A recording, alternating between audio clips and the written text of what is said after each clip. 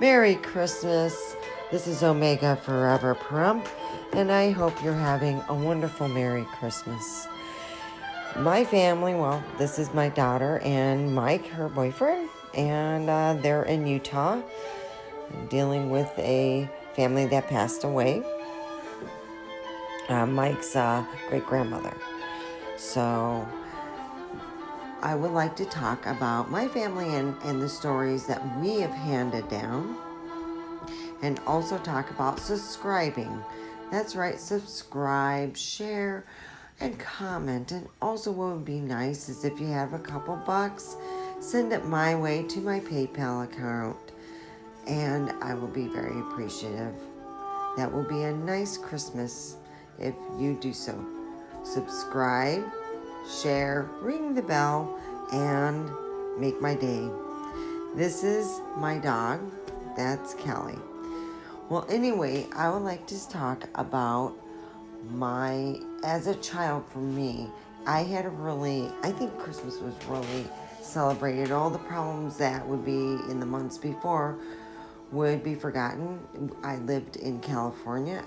I lived in Colton, and back in the time when they had, it was a different place.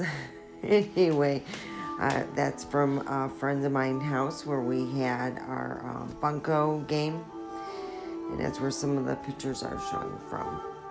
How she decorates, she really does. She goes all out on Christmas, inside and out. Anyway, my family on Christmas, or Christmas Eve would be Christmas, we would go over Auntie Addie and Uncle Chester's cabin over in the mountains in California. And it was a big deal to sit on the fireplace mantle where, not mantle, but it would be like where you would sit down in front of the fireplace and tell your scary ghost stories. It wasn't like an actual family member, it was a woman that considered herself family, and her name was Clarice. And Clarice, who was a nurse, would tell all these stories about, ghosts, where she was at and stuff, and what would happen. And it was really neat. It really opened my idea about telling stories. And of course, I too got to tell some stories too.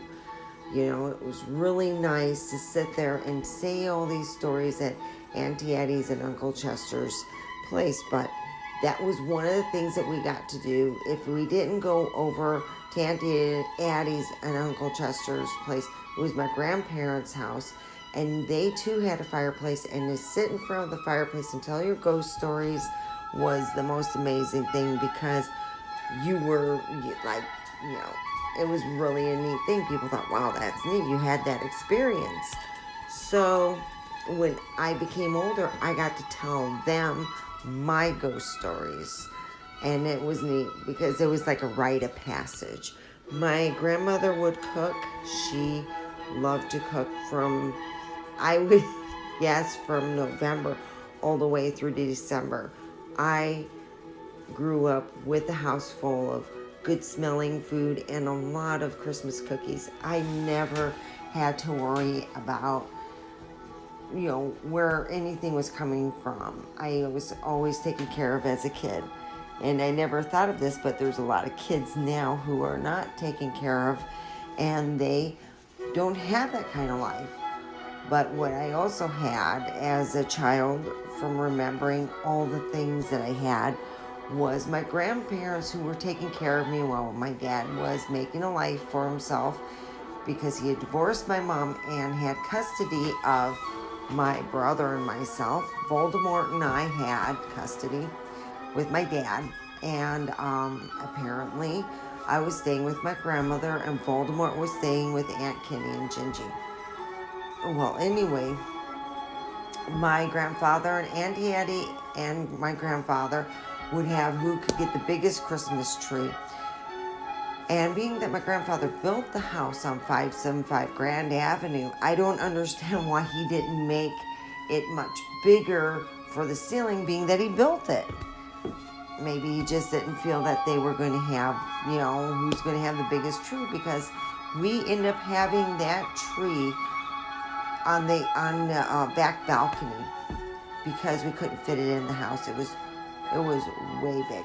And being that you lived in Southern California, you didn't have to worry. Back then, they didn't have outdoor, they didn't have the lights that they have now where it would be waterproof and stuff. So it was pretty much out there in the elements. And we didn't put our presents under there. We put it in the living room. Oh, God. Yeah, it was funny, and I really did, grow up. When you grow up in California, then where it's cold, where you have to worry about actually having stuff. So when you go up to the mountains in California, the big thing is, me as being a kid, if you had a truck, they'd pack that truck with all the snow, and they'd bring it down over into Colton, or where they lived down in the valley, and they would have snowball fights. It was a big deal. So I grew up living in Southern California going, wow, everyone does that. But when you move to Michigan, where I ended up living in Holly, which is another small town, there was snow everywhere. No one really saved snow. You would hear people say that they would save snow from, the snow, and they put it in their freezer, but really, would you really want to save snow yeah. But when I grew up, that was a big deal in California. They would pack up their vehicle. And what would be great is to hear stories that you had as a kid. Did you have where what did you do? What was your tradition? Did your family who could do the best decoration? Now, I had a sister-in-law who she was one of those people who would spend her whole check on lighting. Literally, she would spend her whole check on lighting for Christmas. And I would use mine each year, so each year I got more and more and more Christmas stuff. And it was mainly on the inside, because the outside, by the time October was done, usually you had it so cold that my husband really didn't care to do that. So what we would do is she would always have the outside. Well, one year I decided to buy this lighting stuff. It's like a blanket lighting. You put it on your I guess it'd be trees and stuff that I put on.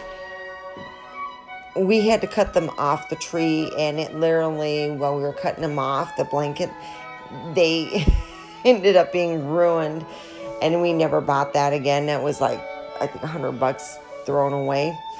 But that was the year I actually won my ex-sister-in-law from, who was the best decorator in Christmas and who did that. Usually I won Halloween, hands down. One year we made a bet that whoever won, we would, do, whatever. And I won, but God, Halloween was different, but Christmas, I only won one year. My ex-sister-in-law won, usually, because she had more money to deal with than what I did.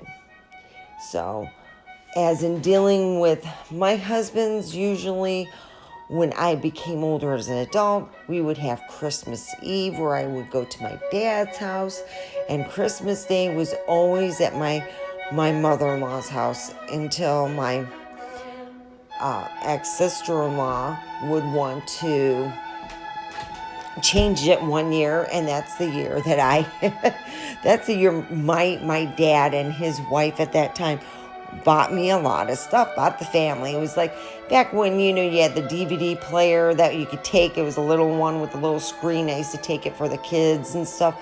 Oh my God, they gave me that when they were like $300 to $500. It was a Sony one. It was an expensive one. And I'm like, I got a bunch of stuff and money.